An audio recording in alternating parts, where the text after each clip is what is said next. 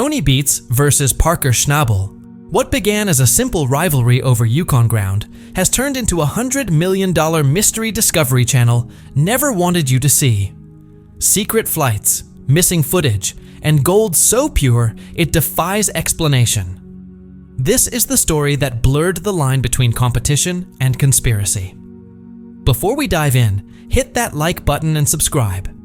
Because what you're about to hear isn't just another gold rush season. It's the buried truth about what really happened off camera. It all started quietly. No shouting, no broken machinery, just an uneasy tension hanging over the Yukon. Parker Schnabel's crew was digging closer and closer to the invisible line separating his claim from Tony Beets. Both men knew that line wasn't just dirt, it was money, pride, and legacy. Tony's massive dredge sat idle, surrounded by rumors that he'd discovered something bigger. An old geological report hinted at a hidden formation worth tens of millions. Then, without warning, Tony disappeared from sight. Soon after, an anonymous drone video surfaced online, just under a minute long. It showed both mining operations, Parker's cut and Tony's tailings, less than 300 meters apart. The overlap was impossible to miss.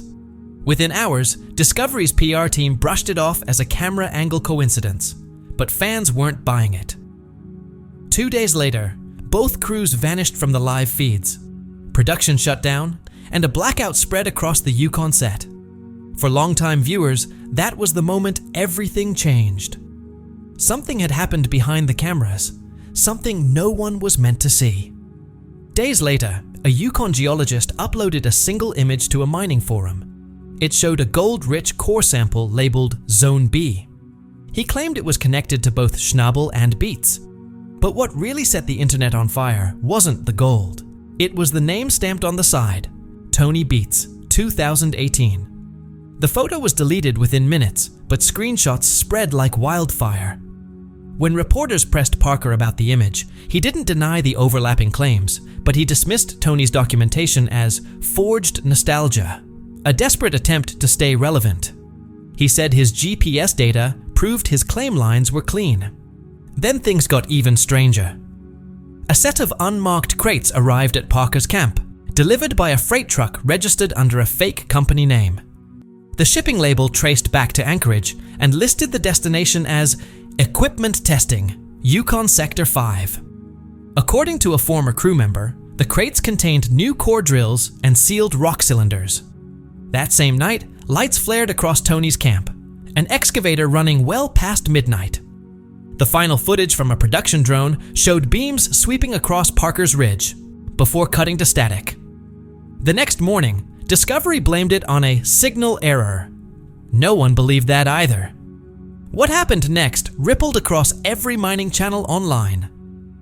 Tony's daughter, Monica Beets, posted what seemed like a harmless video, her father joking beside the dredge about maintenance work. But sharp-eyed fans noticed something off. The landscape behind him didn't match the dredge's usual location. Satellite comparisons later confirmed it. Tony's dredge had been moved more than 200 meters beyond his legal claim line. Within hours, Discovery issued takedown notices for every re-upload of Monica's clip. But the more they tried to erase it, the faster it spread. Reddit exploded with theories. Was Tony secretly mining off the books? Had he found something Discovery wanted buried? Then came the real shocker. A production insider, speaking anonymously, revealed that Tony's dredge wasn't even supposed to run this season. Discovery had ordered it mothballed. Too expensive to operate, too outdated to move. And yet, there it was. Freshly dredged tailings glittering in the Yukon sun, captured in a clip that should never have aired.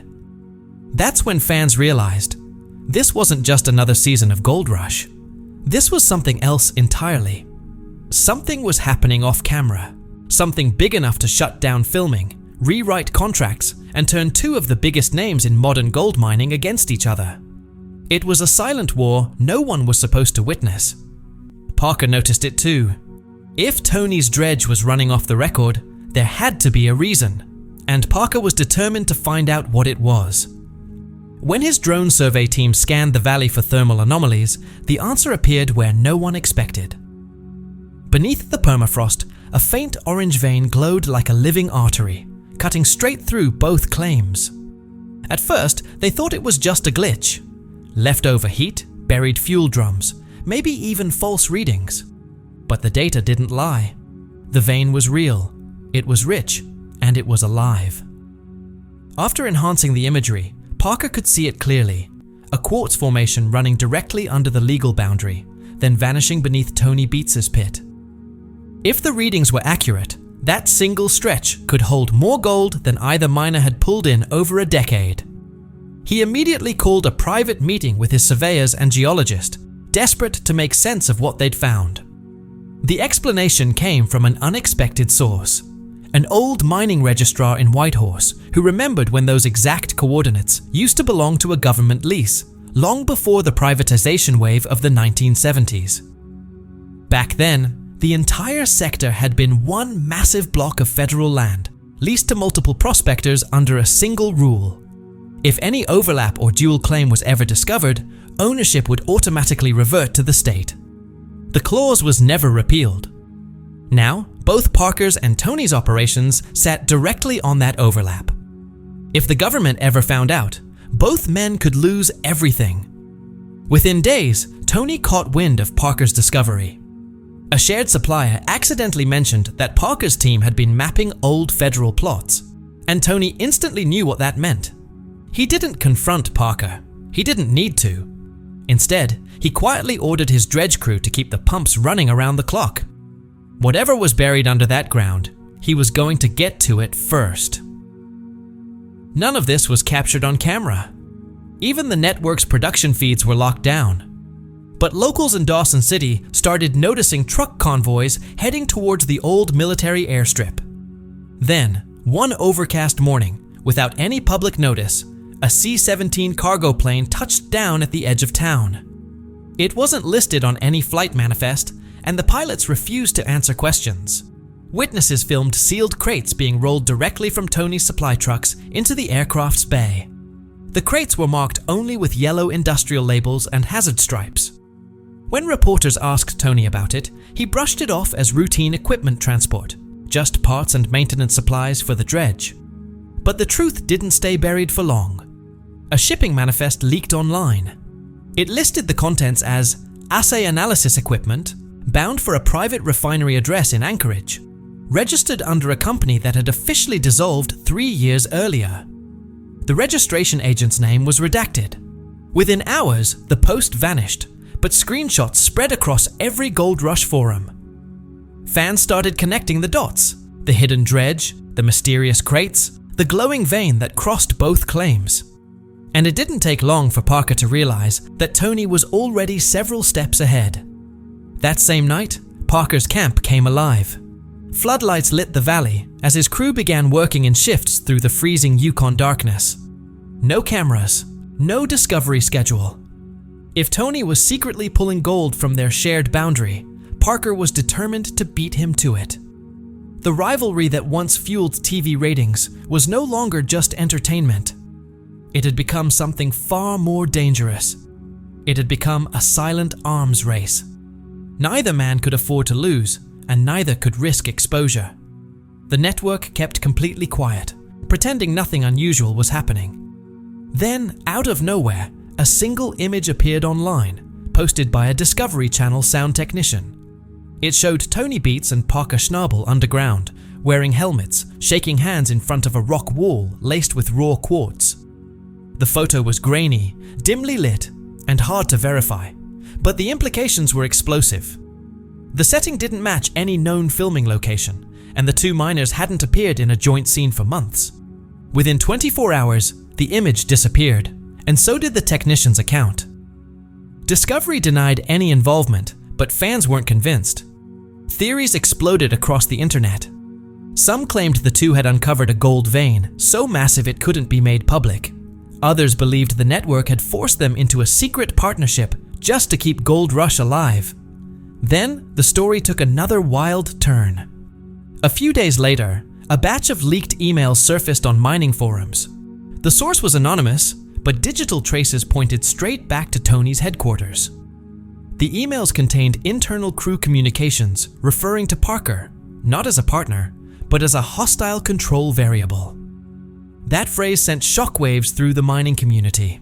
It suggested that whatever Tony and Parker had found underground wasn't a collaboration at all.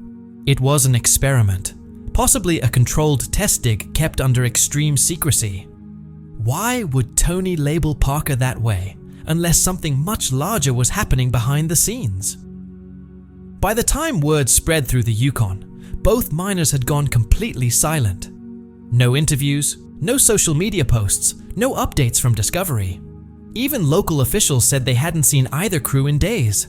Yet pilots flying over the valley reported lights still glowing in the night, flood lamps and heavy machinery cutting deeper into the frozen earth. Two rival crews were still digging, side by side, toward the same hidden heart of gold that neither man might legally own. Parker saw it himself on his drone feed, tracks that weren't his, equipment signatures that didn't match his inventory. For weeks, he waited, hoping Discovery or the Yukon Mining Board would step in. But nothing happened. The silence felt intentional, like someone was protecting Tony's off-record operation. That's when Parker finally snapped. Quietly, without press or fanfare, he filed a legal injunction to block Tony Beets from operating any machinery within 500 meters of Claim B. It was a sharp, calculated move, one that didn't need cameras or a scripted feud. But word travels fast in Dawson City. Within days, everyone knew Parker had gone to court. Tony's reaction came swiftly, and exactly as expected. Within 48 hours, a new crew rolled onto the Beets property. They were unfamiliar faces with no Discovery badges, operating brand new Komatsu rigs. On paper, they worked for a different company, Nordic Earthworks Limited, registered to Tony's cousin, IV Beets, out of Whitehorse. Officially, it was a separate operation. In reality, it was the same team under a new name. By the end of the week, satellite imagery showed two massive excavations spreading on opposite sides of the same ridge. From above, they looked like twin wounds carved into the earth, each one mirroring the other, inching closer day by day towards the invisible boundary that had already torn the Yukon apart. Parker's cut was clean and calculated, guided by survey drones and digital precision. Tony's was wild and aggressive, heavy machines clawing at the permafrost, dredge exhaust rising in smoky plumes. Rules no longer mattered. The gold vein neither man officially owned had become their personal war. Locals started complaining about the constant rumble of engines, the ground vibrations, and the floodlights that turned night into day. And then, the drone footage surfaced. One of Tony's excavators was caught tearing through a section of frozen riverbank, the same area protected under Parker's environmental permits. That was enough to trigger government action. Within days, Yukon authorities stepped in. A full environmental review was launched, trucks were halted, filming was stopped, and Discovery issued an emergency notice. Production suspended indefinitely, pending compliance. On television, the announcement came off as cheerful. A mid-season format change, an excuse to air old footage and unseen clips while operations paused for safety. But on the ground, everything went dark. For the first time in years, no one was supposed to be digging. Except Parker's foreman didn't stop. He told his crew they were just draining leftover thaw water, a routine cleanup. But nothing about the operation looked routine. Under floodlights dimmed by fog, they began cutting deeper into the riverbed, probing beneath the silt where the ground refused to freeze. Then came a metallic thud, the excavator bucket striking something solid, metal against timber. When they cleared the debris, they uncovered a reinforced shaft descending into the darkness below. The beams were hand-cut, charred with age, and lined with iron plates stamped with the code BB77. Parker knew immediately what that meant. BB stood for Beets Brothers, one of Tony's earliest exploration ventures from the late 1990s, a test drift he was said to have abandoned decades ago. Curiosity won out over caution. Parker ordered the shaft opened and sent a small camera rig down into the tunnel. What they saw stunned them. Rows of barrels sealed with industrial wax neatly stacked along the tunnel walls. Each barrel was marked in faded red letters, Core Section C. When they pried one open, a rush of air escaped, thick with the smell of iron and oil. Inside was a dense black sand laced with glittering flakes of gold, unnaturally pure, almost metallic in hue. They sent a sample to a private lab in Whitehorse. The results came back the next morning, purity levels higher than anything naturally found in Yukon sediment. This wasn't placer gold. It was refined, stored deliberately. Parker didn't tell Discovery. He didn't even tell his lawyer. He only shared the footage with 2 trusted crew members who swore to keep it quiet. But someone else already knew. 3 nights later, motion sensors at the site picked up movement, figures near the shaft entrance. By morning, the barrels were gone. All that remained were deep boot prints in the frost and a half-burned folder lying in the mud. On the cover, in block letters, it read, Section 9. No one knew what it meant until a week later, when an ex-producer from Discovery posted anonymously online. He claimed he had worked on an early version of a Beets Schnabel crossover season that was scrapped before filming began. Attached to his post was a compressed folder containing hundreds of internal documents, budgets, scripts, emails, and production notes. Among them, one file stood out, Section 9. The document was a proposal dated 2 years before the current season ever aired. Inside were joint financial projections signed by both Parker Schnabel and Tony Beets, outlining plans to co-develop a new dredge operation expected to yield over $100 million in gold within 5 years. It described the venture as a cooperative test initiative under controlled broadcast conditions. According to the producer, Discovery executives killed the project before it started. They decided that turning rivals into partners would ruin the show's core tension, the conflict fans tuned in for. Instead, they allegedly ordered production to separate the 2 minor storylines and reignite their rivalry. But if the paperwork was real, and every signature matched, then the supposed feud, the lawsuits, and the secret operations might all have been fallout from a partnership that had already happened. Suddenly, everything about the rivalry looked different, less like competition and more like cover. Fans who combed through the leaked files found buried references to controlled sampling, limited broadcast assets, and federal coordination. Some began to suspect that Section 9 was never about a new dredge at all, but about testing the recovery potential of buried pre-federal gold caches. Gold that by law belonged to neither miner nor the network. The wording in the documents was vague enough to hide behind entertainment contracts, but the numbers weren't. Over $100 million in projected value, split evenly between 2 men, who according to the show's timeline, weren't even on speaking terms that year. If that partnership was real, then everything that followed, the quiet court filings, the mysterious shipments, the midnight digs, wasn't rivalry at all. It was cleanup, a silent operation to recover something both men had once agreed to share, until it became too valuable to control. The discovery of the BB-77 shaft wasn't some lucky accident. It was the ghost of an old deal, reawakening beneath the Yukon ice, dragging Tony Beets and Parker Schnabel into a secret that could unravel everything the cameras had ever presented as real. That secret left a trail: contracts, side agreements, unfiled drafts, documents no one was ever supposed to see. But when Parker's lawyer referenced a massive filing in Dawson's registry, investigators started digging, and the trail led somewhere no one expected. Those arbitration records were never meant to see daylight. When the filing number first appeared, legal circles across the Yukon lit up, but within hours, it vanished from every public database. Digging deeper, an investigative blog traced it to a private arbitration firm in downtown Vancouver, a company known for settling billion-dollar disputes between oil giants and foreign governments. Their client list was sealed, but hotel security footage from across the street told a different story.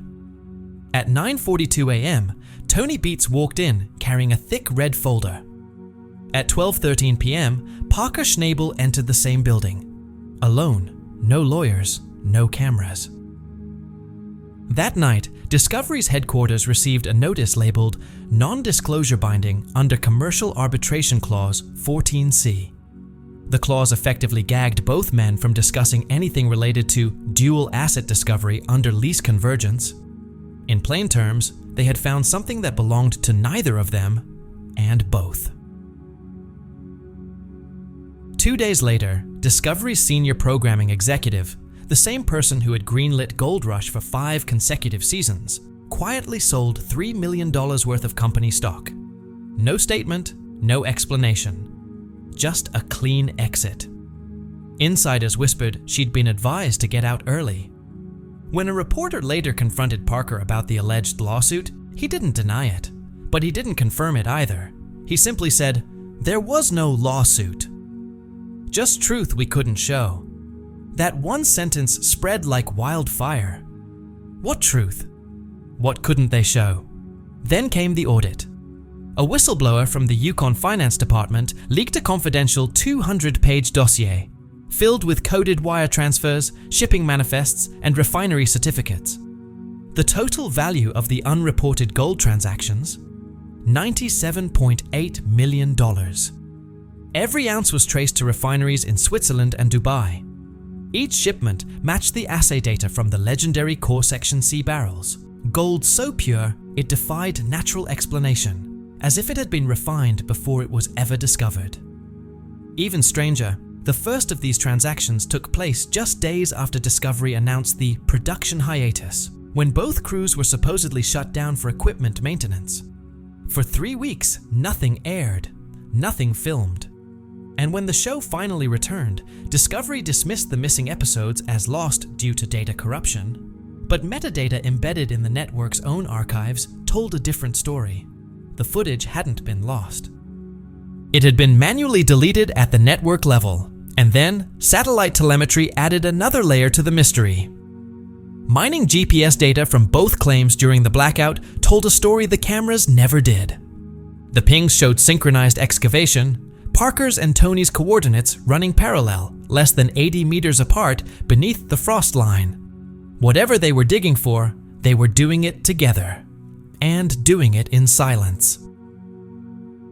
By the time the Yukon audit became public, Discovery scrambled to contain the fallout. The network issued a statement claiming the offshore transfers were simulation funds, money supposedly used for dramatization purposes. But the Yukon auditor, speaking anonymously, told a different story. The transfers were real. The shipments left the territory unregistered, and whoever moved them knew exactly what they were doing. Then, without warning, Tony and Parker resurfaced. No camera crew, no network branding. Purpose: exploration and recovery of historically registered extraction assets. No network, no sponsors. Just 2 names, bound by silence and gold. Rumors spread fast. Some claimed the buried history they mentioned wasn't geological at all. According to a former Beets crew member, the shaft beneath the timber chamber didn't end where they thought it did. Below the iron plates marked BB77 was another layer, reinforced concrete, poured decades earlier, and stamped with a Canadian military seal dated 1952. That was the height of the Cold War, the same era when Yukon soil was used for classified military storage. And that, some said, was the real reason the arbitration never reached court. The government still held claim to anything buried beneath the federal strata lines. Gold that old, that pure, wasn't raw ore. It was refined reserve. The kind of gold used in wartime banking, meant to disappear from history. By then, Discovery had scrubbed every trace of Core Section C from its archives. Crew members were reassigned or quietly let go. Contracts were rewritten with stricter NDAs. But the legend only grew stronger. Local pilots began reporting unmarked cargo planes flying low over the old Dawson runway at night. A mining drone hobbyist captured thermal readings of machinery still operating underground, long after both operations were supposedly shut down. And then, one frozen morning, weeks after Section 9 Ventures was incorporated, a group of prospectors hiking near the Klondike stumbled across something protruding from the ice. A piece of stamped metal, coated in sediment, faintly marked with the letters S9V. It wasn't gold, but it was proof. Proof that something far larger had begun. Something no one was ever supposed to find, let alone film. Whatever Parker and Tony uncovered beneath that ridge, it didn't end with a feud. It ended with an alliance buried as deep as the Yukon itself.